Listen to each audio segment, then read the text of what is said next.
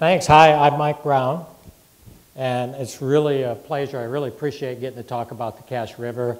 It's different than a lot of Illinois. If you haven't been there, you need to see it. We have things like featherfoil and breeding anhingas and armadillos and things that you might not think of in the rest of the state. We have a lot of wetlands. We have a lot of biodiversity. The southern part of Illinois has the most biodiversity in the state.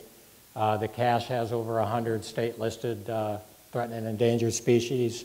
It's Conservation Opportunity Area 31, I believe.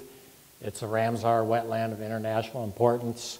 And cypress tupelo swamps, it's different than most of Illinois in that it's originally was one big forest, 500,000 acres of forest, more or less. A lot of cypress tupelo swamps, bottomland hardwoods, upland oak hickory forest, and that's how the area was settled, which is a little bit different than a lot of Illinois also. Once the railroads came in the 1880s and opened up the timber to markets, things went pretty quickly. Before then, people were basically subsistence farming or subsistence timber operations. The railroads really changed all that, gave people real jobs, paying jobs, and really changed the communities.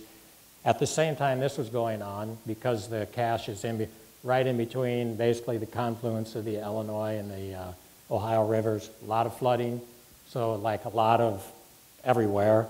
The rivers have been dredged, channelized, levied, anything you can do to it has happened basically. So when the land surveyors came 200 years ago, you had 500,000 acres of forest, large lakes of wetlands, and about a 100-mile river that wound down to the Ohio River. And same story as everywhere else. That's changed considerably. Most of the forest is gone. Most of those big lakes and wetlands have been drained. And the river's been basically cut into about 3 different pieces. I won't go into the details here, but the natural hydrology has really been altered considerably. Although as you can see, there still is a lot of forest there. And there's actually a lot of nice natural resources left that maybe other places don't have, but lest you think everything happened 100 years ago, back in the 60s and 70s, there was another push for clearing and draining, especially if some of you might remember when soybeans got high and we were going to clear fence row to fence row.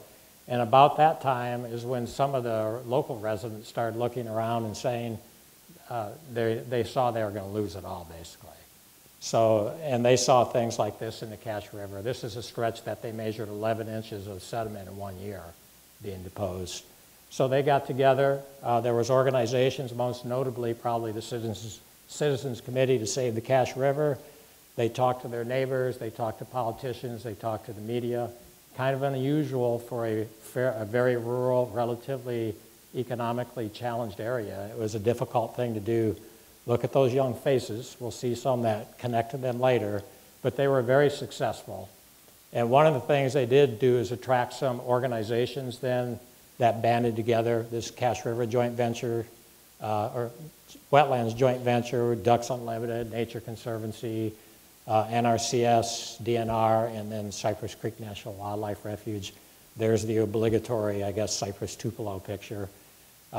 We're doing things like in-channel work or stream work to either repair damage that's been done or to try to restore more natural hydrology, so rock check weirs, gully plugs, anything we can do to help with that. A lot of land acquisition and a lot of tree planting. We planted the partners have planted over 20,000 acres of trees. And this is always kind of an interesting picture. We typically plant into corn stubble or bean stubble, and it looks a little discouraging.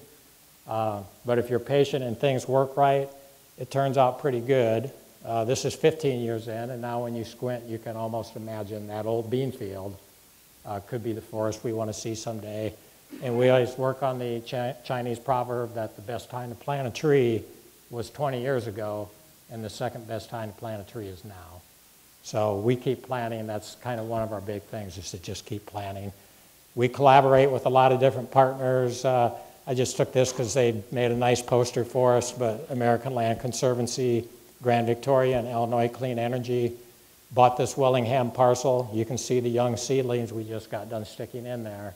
So you got to squint harder, but that'll be a forest one day.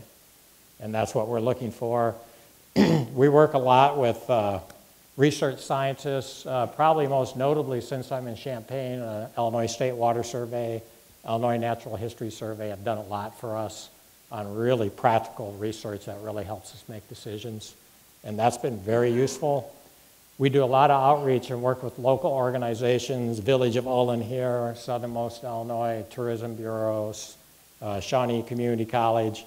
We really like to try to connect people with nature. Luna the snake, she's very popular, been handled thousands of times. And with children and adults, our goal for the corridor, the partner's goal is, this is the future, 60,000 acre wooded corridor along the Cache River that ties into some of these state areas. I don't have a pointer. And Forest Service land. There's a lot of private land under management there, WRP, et cetera. And we also still like to keep working with kids in the communities. We take a lot of school groups out. No substitute for putting people in a canoe and getting them out in the swamp. It really does a good job connecting people. And there's still a lot of really high value resources for them to see there. And we get a lot of anglers and hunters, et cetera.